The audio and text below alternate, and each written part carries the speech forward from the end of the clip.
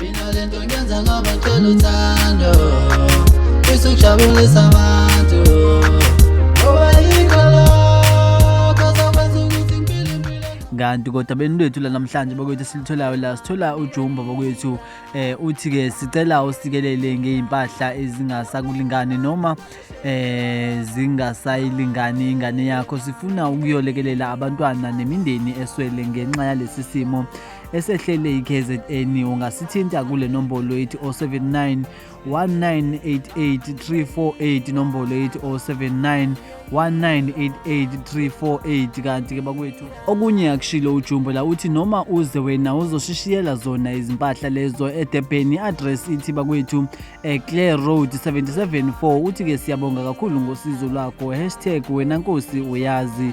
Usho kanjalo ke bakwethu Ujumbo nethimba lakhe bathi cela ukuthi kubalekelelwe bakwethu ukuze bakwazi ukusiza labo phela abaswele kulesigameko esidlule kusona. Bakwethu mina njengentatheli ye-SP Media TV 1 ngicela ukuthi ningibambe evidweni elandelayo ngokuzayo.